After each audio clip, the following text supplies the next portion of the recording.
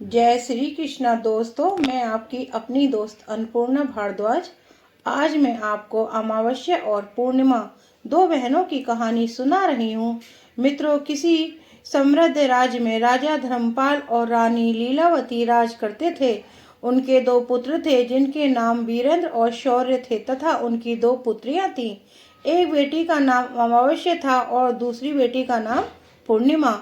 पूर्णिमा जिसका मुख चंद्रमा जैसा दिव्य था, वह सुबह से संध्या तक मंदिर में भगवान शिव की आराधना करती, गरीबों को भोजन देती, तुलसी को जल चढ़ाती, अपने माता पिता की सेवा किया करती थी। पूर्णिमा बहुत ही धार्मिक प्रवृत्ति की थी। वह हमेशा पूजा पाठ किया करती थी, गरीबों की सेवा करती थी और घर का सारा और सभी प्रकार का काम भी किया करती थी। लेकिन वहीं दूसरी ओर अमावस्या, जिसे राजसी ठाट पसंद थे, वह दिन भर श्रृंगार करती, नौकरों पर चिल्लाती, पूजा को व्यर्थ का काम कहती। अमावस्या को पूजा पाठ में कोई रुचि नहीं थी। वह ना तो पूजा करती थी और ना ही कोई काम करती थी। लेकिन दोनों बहनें एक दूसरे को बहुत प्यार करती थी, क्योंकि पूर्णिमा का स्वभाव बहुत ही अच्छा था। हालांकि राजा रानी का व्यवहार पूर्णिमा के प्रति अच्छा नहीं था। वे अमावस्या और अपने दोनों पुत्रों को ज्यादा प्यार करते थे। धीरे धीरे समय बीतता गया और राजा रानी के बच्चे बड़े हो गए। फिर एक दिन की बात है, राजा ने अपने बेटों का विवाह कर दिया और वह बेटियों की शादी की बारी आई। तब सभी ने राजा से कहा, अब इनका विवाह कर दीजिए। तब राजा ने कहा, हाँ, विवाह तो करना ही है। तब रानी ने राजा से कहा, महाराज, पूर्णिमा तो साधारण ब्राह्मण के योग्य है, इसे किसी गरीब के घर में ब्याह दो। और हाँ, भूल से पूर्णिमा का विवाह किसी बड़े घर में मत करना, क्योंकि इसे तो भजन कीर्तन, पूजा पाठ और कहानियां सुनाना पसंद है। अगर यह बड़े घर में गई तो यह सब नहीं कर पाएगी, इसलिए इसकी शादी किसी गरीब घर में ही कर दीजिए। तब राजा साहब ने कहा, ठीक है। फिर से रानी ने कहा, महाराज, अमावस्या भी तो विवाह के योग्य है। अमावस्या तो एक राजकुमारी जैसी है, इसके लिए भी वर देखिए और दोनों बहनों का विवाह एक साथ कर दीजिए। तब राजा ने पास के गांव में के राजा के बेटे के साथ अमावस्या का विवाह कर दिया और उसी गांव के एक गरीब किसान के बेटे के साथ पूर्णिमा का विवाह कर दिया। जब राजा ने रानी को यह बताया तो वह बहुत खुश हुई। मित्रों, अब राजा और रानी ने बिना किसी विचार के अपनी ही बेटियों के बीच पक्षपात किया। रानी के कहने के अनुसार अमावस्या का विवाह धनवान राजकुमार से हुआ, जिसे सोने चांदी की पालकी, नौकर चाकर दिए गए। वहीं दूसरी ओर बेचारी पूर्णिमा को एक किसान के घर भेज दिया गया। उसे केवल एक पुरानी साड़ी और बस एक तुलसी का पौधा दिया गया। तब रानी मन में सोचती हुई कहती है, अब देखते हैं कि पूर्णिमा गरीब किसान के घर कैसे रहती है। क्या वह वहाँ भी पूजा पाठ करती है? देखते हैं भगवान उसकी क्या और कैसे मदद करते हैं। अब उन दोनों की विदाई हो जाती है। अमावस्या और पूर्णिमा अपने अपने ससुराल में चली जाती हैं। अमावस्या तो अब किसी महारानी की तरह अपना जीवन सुख पूर्वक और ऐशो आराम से साथ गुजार रही थी। वहीं पूर्णिमा भी अपने भाग्य और भगवान के भरोसे पर खुशहाल जीवन व्यतीत कर रही थी। अमावस्या का पति एक राजकुमार था, वह भी बड़ा घमंडी था, किंतु पूर्णिमा का पति शांत और सुशील स्वभाव का था। अब कुछ दिनों का समय इसी तरह गुजर जाता है और फिर एक दिन बात है, अमावस्या ने अपने घर पर शिव चालीसा का आयोजन किया और इस आयोजन में उस गांव की सारी महिलाओं को आमंत्रित किया।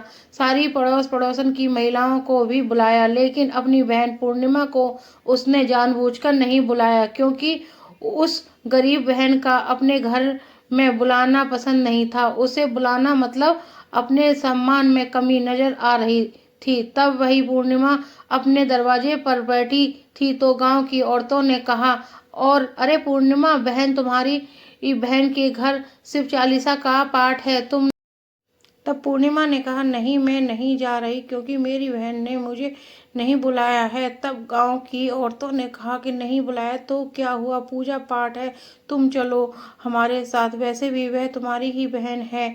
उसने सोचा होगा कि बहन तो आ ही जाएगी, उसे निमंत्रण की क्या आवश्यकता है। तब गांव की औरतों की बात मानकर पूर्णिमा शिव चालीसा में चली गई। जब अमावस्या ने पूर्णिमा को देखा तो वह गुस्से से बोली, अरे, जब मैंने तुम्हें नहीं बुलाया तो तुम मेरे घर क्यों आ गई? ये अब जब आ ही गई हो तो चुपचाप एक जगह बैठी रहना, इधर उधर मत घूरना। तूने तो आज मेरी इज्जत ही मिट्टी में मिला दी। जरा देखो अपने आप को, कैसे वस्त्र पहने हैं तुमने। जाओ उधर कोने में बैठो। और फिर उसने पूर्णिमा की गरीबी का बहुत मजाक भी उड़ाया। पूर्णिमा की आंखों में आंसू बहने लगे और वह भगवान शिव से प्रार्थना करने लगी, हे भगवान, मुझ पर आप कब कृपा करोगे? आखिर मेरा क्या कसूर है? क्या है पूजा पाठ, वरना गरीबी की सेवा करना, काम करना, क्या यही गलत है? भगवान, अब मुझ पर कृपा करो। थोड़ी ही समय के बाद इस तरह वह भगवान से विनती करती रही। शिव चालीसा पूरी हो गई और अमावस्या ने सबको प्रसाद दिया, लेकिन पूर्णिमा को प्रसाद नहीं दिया। अब निराश मन के साथ पूर्णिमा वहां से बिना प्रसाद के ही वापस अपने घर की ओर चली गई। मित्रों, रास्ते में वह सोचने लगी कि घर पर बच्चे प्रसाद मांगेंगे तो मैं क्या कहूँगी। उसके मन में विचार आया, क्यों ना मैं अपने भाई भाभी से मिलने अपने मायके चली जाऊं। फिर वह चलते चलते अपने मायके की तरफ बढ़ने लगी। तभी उसे एक तुलसी का पेड़ दिखा। वहां एक चबूतरा बना था जिस पर एक बूढ़ी माँ बैठी थी। उस बूढ़ी माँ ने पूर्णिमा से पूछा, बेटी, तुम कौन हो और कहाँ जा रही हो? क्या तुम मेरी एक मदद कर सकती हो? तब पूर्णिमा ने अपना परिचय दिया। फिर बूढ़ी माँ ने कहा, बेटी देखो, मेरा तुलसी का पौधा सूख रहा है, इसमें थोड़ा जल डाल दो और चबूतरे की सफाई कर दो तो थोड़ी ठंडक मिलेगी मिलेगी और बूढ़ी माँ को भी स्नान कराया। उसने अपने उनके चरण दबाए। फिर पूर्णिमा पूछी, माँ जी, और क्या कोई काम क्या है? तब प्रसन्न होकर बूढ़ी माँ ने कहा, नहीं बेटी, और कुछ नहीं, तुमने मेरी बहुत अच्छी सेवा की है, भगवान तुम्हारा भला करे। उन्होंने पूर्णिमा को खूब आशीर्वाद दिया और कहा, बेटी, जब जब तुम अपने मायके से लौटो तो मुझसे अवश्य मिलकर जाना। पूर्णिमा ने कहा, ठीक है माँ जी, मैं। और वह आगे बढ़ गई। फिर चलते चलते रास्ते में उसे एक शिव मंदिर मिला। वहाँ भी एक चबूतरा था जिस पर एक बूढ़े बाबा बैठे थे। वे कोई और नहीं, स्वयं भगवान शिव थे। लेकिन पूर्णिमा ने उन्हें पहचाना नहीं और उन बूढ़े बाबा ने कहा, बेटी, तुम कौन हो? कृपया मेरी एक सहायता करो, बड़ा पुण्य मिलेगा। पूर्णिमा ने अपना नाम बताया। तब बाबा ने कहा, बेटी, क्या तुम इस मंदिर की सफाई कर दोगी? यह बहुत गंदा हो गया है और मेरे मेरे नहाने के लिए 2 बाल्टी पानी भर देना तो तुम्हारा बहुत एहसान होगा। मेरा शरीर थक चुका है, इसलिए अब मैं कोई भी काम नहीं कर पा रहा हूँ। तब पूर्णिमा ने मंदिर की सफाई की, भगवान शिव की पूजा की और बाबा के लिए पानी भर दिया। फिर वह आगे बढ़ गई। फिर थोड़ा और आगे चलने पर उसे काली माँ का मंदिर मिला। काली माँ भी एक बूढ़ी माँ के रूप में वहाँ बैठी थी। काली माँ ने कहा, बेटी, तुम कौन हो? क्या तुम मेरी एक सहायता कर सकती हो? तब प्रसन्नता से पूर्णिमा ने अपना नाम बताया। तब बूढ़ी माँ ने कहा, बेटी, यह सब लोग पूजा पाठ करके चले जाते हैं लेकिन कोई मंदिर साफ नहीं करता। देखो मंदिर कितना गंदा हो गया है, जरा इसकी सफाई कर दो। अब पूर्णिमा ने मंदिर की सफाई की, माँ का श्रृंगार किया और पूजा की। उसके बाद बूढ़ी माँ को स्नान कराया और उसके पैर दबाए। फिर उस माँ काली के रूप में भेष में बूढ़ी माँ का आशीर्वाद लिया और वह आगे बढ़ गई। फिर आगे चलने के बाद थोड़ी दूर ही पर चलने पर एक नदी मिली। वह भी एक बूढ़ी माँ बैठी थी, कोई और नहीं बल्कि स्वयं गंगा मैया थी। उन्होंने पूछा, बेटी, तुम कौन हो? कृपया मेरी सहायता करो। तब पूर्णिमा ने अपना नाम बताया। तब गंगा मैया ने कहा, बेटी, तुम मेरी थोड़ी सेवा करोगी? तब पूर्णिमा ने गंगा मैया को भी सेवा की और आशीर्वाद लेकर आगे बढ़ गई। अंत में वह अपने मायके पहुंच गई। जब उसकी भाभियों ने उसे देखा तो बहुत खुश हुई। उन्होंने पूर्णिमा का स्वागत किया और कहा, वाह क्या बात है बहन जी, आप बहुत दिनों बाद आई हो। तब पूर्णिमा ने कहा, हाँ भाभी, आज मन हुआ सभी को मिलने का तो चली आई। तब भाभियों के साथ मिलकर पूर्णिमा ने अपने मायके में भी सारे काम किए। उन सभी ने खुशी खुशी एक साथ भोजन किया और रात को अलग अलग विषयों पर बातें भी की। फिर अगली सुबह जब वह जानने को तैयार हुई तो भाभी ने उसे एक लाल साड़ी दी और कहा, इसे पहन लो और जल्दी जल्दी आया करो, बहुत दिनों बाद आई हो। तभी पूर्णिमा ने लाल साड़ी पहन ली और 16 श्रृंगार कर लिया और भाभियों ने एक थैला भरकर उसे सामान दे दिया। उसे लेकर पूर्णिमा घर से निकल गई। मित्रों, चलते चलते रास्ते में वही नदी मिली जहाँ गंगा मैया बैठी थी। उन्होंने कहा, बेटी आ गई अपने मायके से, क्या लाई है? पूर्णिमा ने थैला दिखाया और कहा, माँ जी, मेरे भाभियों ने कुछ सामान दिया है। जब गंगा माँ ने भी एक थैला निकाला और उसे पूर्णिमा के हाथों में दिया। देते हुए कहा, गंगा मैया ने कहा, बेटी यह ले मेरी और एक छोटी सी भेंट। यह बहुत भारी है, मैं इसे कहाँ रखूंगी, लेकिन याद रखना कि इसे रास्ते में मत खोलना, घर जाकर ही खोलना। तब पूर्णिमा ने कहा, ठीक है माँ जी, और वह आगे बढ़ गई। फिर थोड़ी ही देर बाद में काली माँ का मंदिर मिला। वह भी बूढ़ी माँ ने पूर्णिमा को एक थैला दिया। अब उसके पास 3 थैले हो गए। फिर आगे बढ़ने पर वही शिव मंदिर मिला। वहां भगवान शिव ने भी उसे एक थैला दिया। अब 4 थैले हो गए। फिर चलते चलते वही तुलसी माँ मिली। उन्होंने भी एक थैला दिया। अब 5 थैले हो गए थे। तब पूर्णिमा अपने घर पहुंची तो उसने सभी थैले खोले। पहले थैले में खाने पीने की चीज और कपड़े थे। दूसरे थैले में सोने चांदी के आभूषण थे। तीसरे थैले में धन संपत्ति। चौथे थैले में अनाज भरा हुआ था और 5वें में महंगे वस्त्र थे। अब पूर्णिमा के घर में किसी चीज की कमी नहीं थी। वह खुशी खुशी रहने लगी। फिर एक दिन पूर्णिमा ने सोचा कि क्यों ना मैं शिव चालीसा का आयोजन करवाऊं और उसने शिव चालीसा रखी और सबको बुलाया। वह न्योता देने के लिए अपनी बड़ी बहन अमावस्या के घर भी गई और फिर जब अमावस्या अपनी बहन के घर आई तो उसने घर पूर्णिमा के धन दौलत देखकर आश्चर्यचकित रह गई। उसने पूछा, अरे बहन, अचानक से तुम्हारे घर में इतना धन दौलत कैसे आ गई? तब शांत स्वर में प्रसन्नता से पूर्णिमा ने कहा, देखो बहन, जिस दिन तुम्हारे शिव चालीसा रखी गई थी तो मुझे नहीं बुलाया। फिर भी मैं बिना बुलाए तुम्हारे घर गई, लेकिन रास्ते में मुझे प्रसाद नहीं दिया तो फिर मैं मायके गई और वहां से यह सब लेकर आई। अमावस्या ने कहा, अच्छा तो यह बात है, अब मैं भी जाऊंगी मायके, तुम भी मुझे डांटना और प्रसाद भी मत देना। तब पूर्णिमा ने कहा, अरे बहन, यह तो भगवान का प्रसाद है तो तुमको दूंगी, मैं तो तुमको दूंगी। लेकिन अमावस्या ने प्रसाद नहीं लिया और अपने घर जाकर बच्चों से कहकर मायके चली गई।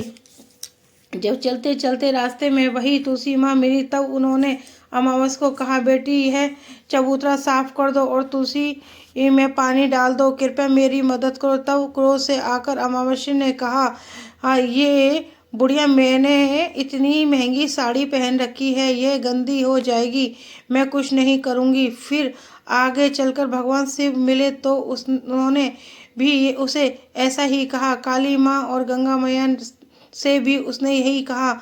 उसका अभद्र व्यवहार देखकर सभी देवी देवता रुष्ट हो गए। अब जब यह मायके पहुंची तो भाभियों ने उसे देखकर कहा, अरे महारानी ये है कहाँ से आ गई? इसे तो कुछ काम भी नहीं आता, बस आ गई अपना मुंह उठाकर मुफ्त में भोजन खाने के लिए बिल बुलाए आ ही जाती है, इसे कोई शर्म नहीं आती है। अरे तभी रात्रि में अमावस्या खाना खाकर सो गई। सुबह होने पर वह बोली, भाभी मैं जा रही हूँ। भाभी ने कहा, ठीक है जाओ महारानी जी। अब अमावस्या ने कहा, भाभी पूर्णिमा को तो आपने थैला दिया, मुझे कुछ नहीं दिया। भाभी ने कहा जो वो तुम्हारे घर थैला पहुंच जाएगा, जब तुम्हारे घर थैला पहुंच। अमावस्या चल दी। रास्ते में गंगा मैया, काली मैया, भगवान शिव और तुलसी माँ सभी ने उसे थैले दिए, लेकिन जब वह घर पहुंची और थैले खोले तो एक में मिट्टी, दूसरे में पत्थर और तीसरे में सांप बिच्छू निकले। अमावस्या ने अपना सर पीट लिया और कहा, हे भगवान, मुझे मायके में भी कुछ नहीं मिला और यहाँ भी कुछ नहीं मिला। नहीं। फिर वह दौड़कर पूर्णिमा के पास गई और बोली, तुझे इतना सब कुछ मिला, मुझे कुछ भी नहीं। तब पूर्णिमा ने कहा, मैं मायके जाती हूँ तो भाभीियों का काम करती हूँ। तुमने तो कभी भाभीियों की मदद नहीं की। तुमने गंगा मैया, शिवजी और काली माँ और तुलसी माँ सभी को ठुकरा दिया। इसलिए भगवान ने तुम्हें कुछ नहीं दिया और उनका अपमान किया। तब अमावस्या ने कहा, बहन, मुझे माफ कर दो। मैंने सदा ही तुम पर अत्याचार किया, अब मैं भी भक्ति करूंगी। तब पूर्णिमा ने कहा, बहन, 3 सूत्र याद रखना। सदैव दूसरों पर दया करना, हमेशा और प्रतिदिन चालीसा पढ़ना। तीसरी बात, 108 बार ओम नमः शिवाय का जाप करना। इससे अब तुम्हारे सारे दुख दूर हो जाएंगे। घर आए लोगों की सेवा भी करना। अरे बहन, भगवान ने जो 3 सूत्र दिए हैं उन्हें प्रसाद के रूप में स्वीकार कर लेना और हृदय में बसा लेना। मैंने सच्चे मन से भगवान की पूजन की, सबकी मदद की, इसलिए मुझे सब कुछ मिला। तुम्हारे पास जो भी था वह तुम्हारे अहंकार के कारण खत्म हो गया। अब अमावस्या अपने घर गई और पूजा पाठ करने लगी। वह भगवान शिव से माफी मांगने लगी और धीरे धीरे उसकी भी परिस्थिति बदलने लगी। तो मित्रों, जय हो, भगवान शिव की जय हो। अगर आपको यह वीडियो पसंद आई हो तो कमेंट बॉक्स में कमेंट करके जरूर जाइए। साथ ही इस वीडियो को ज़्यादा से ज़्यादा शेयर कीजिए और कमेंट में सच्ची श्रद्धा से ओम नमः शिवाय जरूर लिखिए। और भक्तों, अपना ख्याल रखिए, क्या स्वस्थ रहिएगा।